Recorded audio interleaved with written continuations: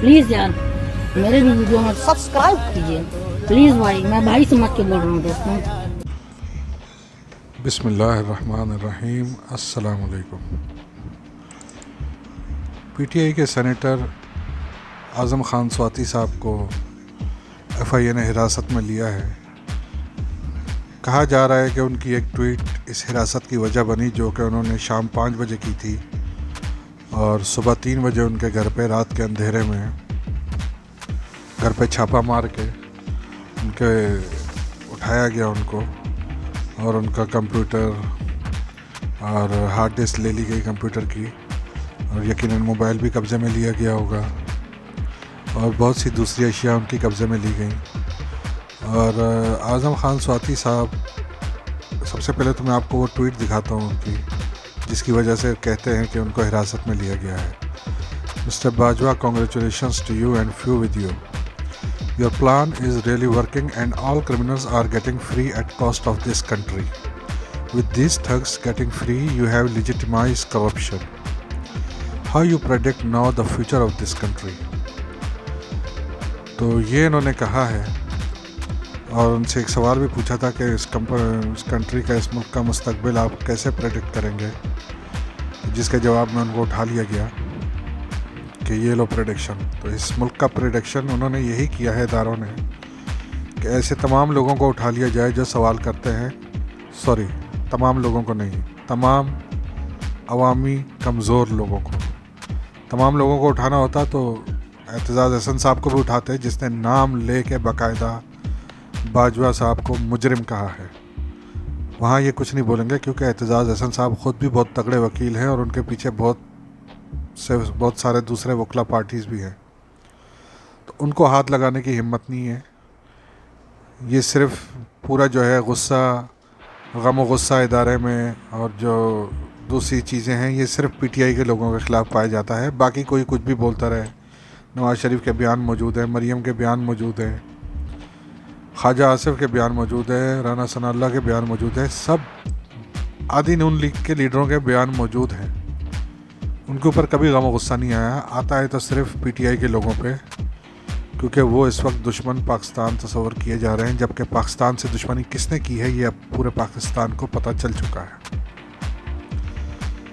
स्वाति साहब की एक छोटी सी वीडियो है, ज़रा ये देखें कि वो अपनी गिरफ्तारी के बारे में क्या कह रहे हैं। स्वाति साहब, क्यों आपको गिरफ्तार किया गया? क्या आप पे एलिगेशन लगा है? एलिगेशन तो आपको मालूम है, कानून की खिलाफ वर्जी कोई नहीं, फंडामेंटल राइट्स की खिलाफ वर्जी कोई नहीं, आइन की खिलाफ वर्जी कोई नहीं, सिर्फ एक काम दिया है बाजवा का, और ये खिलाफ वर्जी नहीं। किसने गिरफ्तार आपको किसने की है? ये एफआईआर ने। किस केस में? नहीं एफआईआर, लेकिन एजेंसियों ने, मुझ पर जो तशद्दुद किया गया है वो एजेंसियों ने किया है। तो गिरफ्तार किस जुर्म में किया?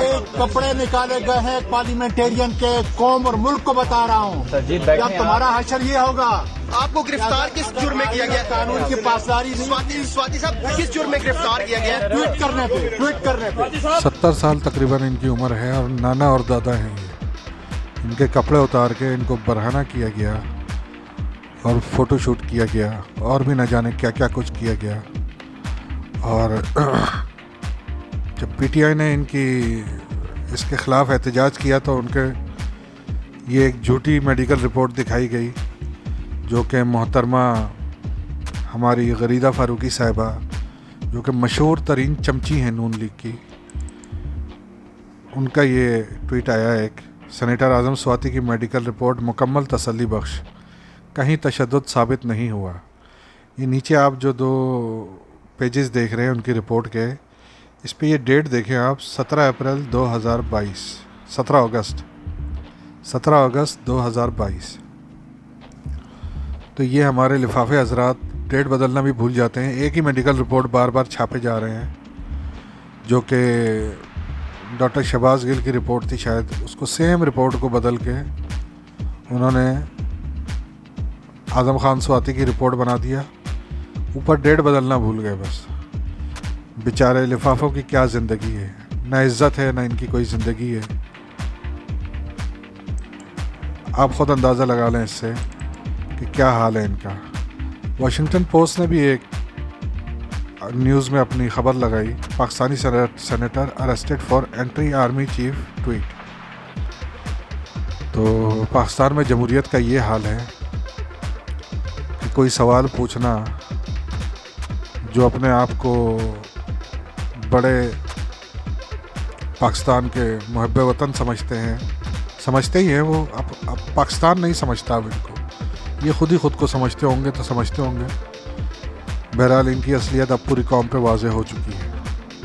75 सालों से ये बेवकूफ़ी बनाए जा रहे हैं पूरी कौम को, और इस रिजीम चेंज ऑपरेशन के नतीजे में जो तबाही इकॉनमी की पाकिस्तान की हुई है, तो उसमें सबसे पहले तो मैं आपको ये रिपोर्ट दिखा देता हूँ क्रेडिट रेटिंग की। मूडीज़ ने B3 स्टेबल से CAA नेगेटिव कर दी, CAA1 नेगेटिव।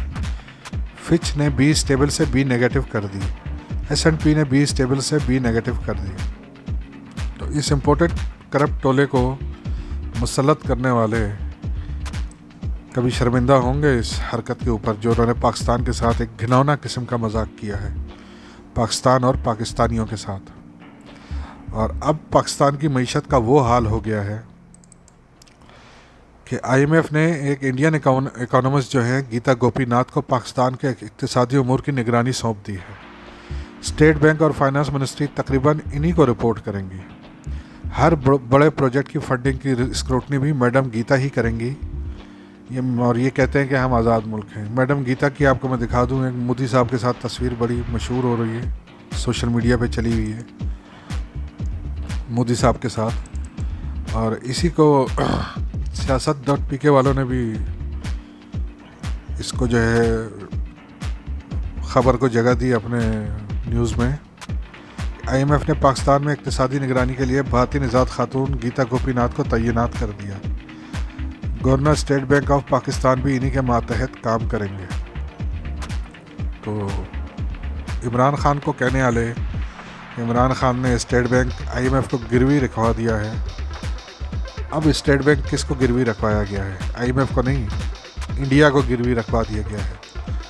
तो जिंदाबाद पाकिस्तान, जिंदाबाद, और पाकिस्तान के इदारे और भी जिंदाबाद। जल्दी इसके नताइज भी आना शुरू हो जाएंगे जो कि यकीनन आप लोगों को बहुत अच्छे लगेंगे, क्योंकि आप यही चाहते थे। जब PTI की गवर्नमेंट थी तो स्टेट बैंक की ट्वीट थी मार्च के एंड में थी, तकरीबन $22.5 अरब, $22 अरब से ऊपर था कौमी ख़जाने में। और आज की तारीख़ में $7.6 अरब रह गए हैं पाकिस्तान के कौमी ख़जाने में। स्टेट बैंक के जो रिज़र्व हैं $7.6 अरब, जिसमें से 3 चाइना के हैं, 3 सऊदीया के हैं। बाकी अंदाज़ा आप ख़ुद लगा लें। IMF से जो पैसे लिए थे, जो ये कह रहे थे कि हमने मईशत बचा ली है, बड़ा मिफ्ता इस्माइल को ख्वाजा आसिफ साहब सुपरमैन बना के पेश कर रहे थे, वो पैसा भी मुक गया। तो ऐसे नालायक, नाअहल, निखट्टू, बगैरत तरीन अफराद जब मुल्क और कौम पर मुसल्लत किए जाएंगे तो उनके साथ, मुल्क के साथ फिर ऐसा ही होगा। मुल्क के साथ खेलने वालों पर लानत भेजने का दिल करता है। 3 साल के कम तरीन डॉलर के ज़ख़ायर रह गए हैं स्टेट बैंक के पास। चीन से लिए भी पैसे भी ख़त्म हो गए और $30 करोड़ और मज़ीद ख़त्म हुए हैं। पर हमें क्या, हमारा मुल्क थोड़ी है, हम क्यों फ़िक्र करें भाई? जिनका मुल्क है उनको कोई फ़िक्र ही नहीं है। हम क्यों खामखा बीच में तो कौन में खामखा वाली बात करें। स्वात में हालात जानबूझ के ख़राब किए जा रहे हैं, जिसमें तालिबान को लाया जा रहा है, और ये सब जो है इनकी इसी हुकूमत की चालों में से चाल है। अभी आगे भी गेम खुलेगी। अभी तक के हालात को तो देख के यही कहा जा सकता है कि नए आर्मी चीफ जो आएंगे उसके लिए ब्रांड न्यू ऑपरेशन का बंदोबस्त किया जा रहा है। तालिबानों को महफूज तरीके से स्वात लाया गया। स्वात टूरिस्ट अट्रैक्शन था इमरान खान के दौर में, तो काफ़ी लोग इनकी सरगर्मियों से मुतासर हुए और यूँ मुल्क में खौफ की फ़िज़ा बन गई है। फिर पुरानी प्रॉक्सी PTM को वहाँ पहुँचाया गया है, क्योंकि लोकल लोग भी मुतासर थे, इसलिए इनको पजीराई मिली है। और अब मलाला भी पहुँच चुकी है पाकिस्तान, जिसने पीस फॉर सवात का नारा भी लगा दिया है। उम्मीद है कि कुछ महीनों तक हमारे वज़ीर ख़ारजा भी नेटो से अपील करेंगे कि दहशतगर्दी के ख़िलाफ़ हमारी मदद करो, और इसी दौरान तालिबान मज़ीद कार्रवाइयाँ करते रहेंगे और किसी भी बड़ी शख्सियत को खड़काया जा सकता है। प्लीज़ यार मेरे भी वीडियो में सब्सक्राइब कीजिए प्लीज़ भाई, मैं भाई समझ के बोल रहा हूँ दोस्तों। तो ये उम्मीद की जाती है कि किसी भी बड़ी शख्सियत को खड़का देंगे जिसमें मासूम पाकिस्तानी ऑपरेशन पुकारेंगे और एक प्यारा सा अरबी नाम इस ऑपरेशन को दे के इलाके में दोबारा मारधाड़ शुरू की जाएगी और अमेरिका से डॉलर ईंठे जाएंगे और अमेरिका को लाया जाएगा यहाँ पर। ये सब कुछ बाकायदा स्क्रिप्ट के मुताबिक हो रहा है। किरदारों की एक्टिंग हमें महसूर कर लेगी। जो ये पीडीएम वाले जो हैं अभी कह रहे हैं कि ये हमारी जिम्मेदारी नहीं है, ये मजलूम बनेंगे उस टाइम और आम लोगों की शख्स में नया आर्मी चीफ देवता साबित हो जाएगा ऑपरेशन करके। और इमरान खान ने जो एब्सोल्युटली नॉट कही थी वो पसे पुश चली जाएगी। अल्लाह ही पाकिस्तान को अपनी हिफ्ज़-ओ-अमान में रखे। ज़रा ये मौलाना साहब का एक वीडियो बयान है, ज़रा सुने ज़रा इसको भी, क्या कह रहे हैं ये। मुश्किल ये है, इस बात के बारे में वफाकी हुकूमत गौर कर रही है। वफाकी हुकूमत जो है वो काबीना का इजलास बुला रही है, वफाकी हुकूमत की कमेटियाँ का इस पर बात कर रही हैं। सूबाई हुकूमत खुद क्यों खामोश है इस हवाले से? और यहाँ का जो उनका चीफ मिनिस्टर है उसने तो अपने इलाके के बहुत से एरियाज़ जो हैं वो उनके हवाले किए हुए हैं और ज़ाहिर है इस वक्त पब्लिक निकली हुई है, रोडों के ऊपर है, तो पाकिस्तान के लोग तो हैं, उनके लिए फ़िक्रमंद होना तो फितरी अमर है और वफाकी हुकूमत जो है वो उसके लिए अपनी फ़िक्रमंदी का इजहार कर रही है। यकीनन हम ये सोचेंगे कि अगर सूबाई हुकूमत इस हवाले से कोई अपनी ज़िम्मेदारी पूरी नहीं कर रही तो फिर वफाक को भी इस पर गौर करना होगा कि वो अपने इख्तियारात के इस्तेमाल के लिए क्या कुछ कर सकते। तो ये सुना आपने मौलाना साहब को। ये जो है इनका प्लान ऐसा लग रहा है कुछ कि ये गवर्नर राज लगाना चाहते हैं हालात की ख़राबी का बहाना बनाकर केपीके में। दूसरा कोई तरीका नहीं है इमरान खान साहब की हुकूमत ख़त्म करने का, क्योंकि आवाम तो इमरान खान को ही वोट देगी, इन चोरों को कोई वोट नहीं देगा। तो अब हालात को ख़राब करके गवर्नर राज लगाया जाएगा, जिसके बाद जो है मौलाना साहब के बहनोई तो पहले ही गवर्नर केपी लग चुके हैं खैबर पख्तूनख्वा के। अब हालात को मज़ीद इसीलिए ख़राब किया जा रहा है। दूसरी तरफ सुना है कि मरियम साहब इंग्लैंड पहुंच गई हैं। उनकी जो सर्जरी पाकिस्तान में नहीं हो सकती थी, इंग्लैंड में होनी थी, तो वो सर्जरी ये है। जी हाँ, ये मुमकिन तौर पे एक घर की फ़ोटो है ये, जिसको ख़रीदा जा रहा है। एवन फील्ड बेच के यहाँ ख़रीदा जाएगा, जो कि जिससे गेट तकरीबन 1 किलोमीटर के फासले पे होगा। काफ़ी दूर होगा, ज़ाहिर है 1 किलोमीटर तो नहीं होगा लेकिन काफ़ी दूर होगा। तो लोग बाहर एहतजाज करते रहे, किसी को कोई फ़र्क नहीं पड़ेगा। फिर एवन फील्ड में तो आसपास के पड़ोसी सब तंग हो रहे हैं, तो यहाँ कोई तंग नहीं कर सकेगा। तो अब ये हाल है। और इस दौरान हमारी हुकूमत क्या कर रही है, वो जी अपने वफाकी वज़रा में बढ़ोतरी करने में लगे हुए हैं। जी हाँ, 75 वज़ीर वफाकी पहले लग चुके हैं, जिनकी तादाद को मज़ीद बढ़ाया जाने का इम्कान है। शहबाज शरीफ साहब की ऑडियो आई है, एक सुने ज़रा।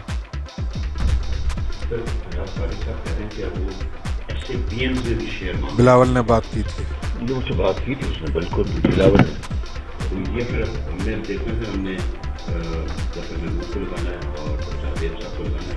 तो मैं आज आपको मैंने नंबर बता दूँगा, वो फिर JUI भी मांगेगी और MQM के एक बंदे का नाम सर मलिक अहमद अली बता रहा है, उसने हमारी सारा टीम का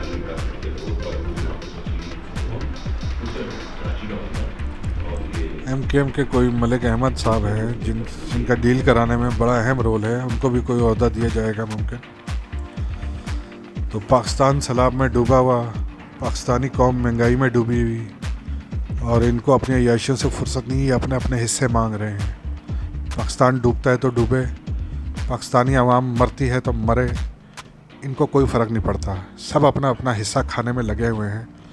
तो ऑपरेशन रिजीम चेंज के तमाम किरदारों पे लानत। जी हाँ, इनको लाने वालों पे भी लानत है और इन किरदारों पे भी लानत है जो इनको हमारे ऊपर मुसल्लत करते हैं। स्टीव हैक की एक ट्वीट है, मैं आपको दिखा दूं ज़रा। Economy watch is on the brink of debt default. Its sovereign bonds have lost more than 60% of their value this year. I'm not surprised. PM Sharif government is failing to save the sinking ship. ये जी इन्होंने कह दिया है, आज की तारीख का है ये, देखें 14/10/2022 का ट्वीट है ये इनका, कि नवाज शहबाज शरीफ साहब नाकाम हो चुके हैं पाकिस्तान की डूबती कश्ती को बचाने में, और जो उनके इंटरनेशनल बॉन्ड जो थे वो 60% से ज़्यादा, इन्होंने 60% से ज़्यादा कहा है, ओरिजिनल 80% हो चुके हैं, वो अपनी वैल्यू खो चुके हैं 80% से ज़्यादा, जो कि डिफ़ॉल्ट का बहुत बड़ा ख़तरा मौजूद है पाकिस्तान का।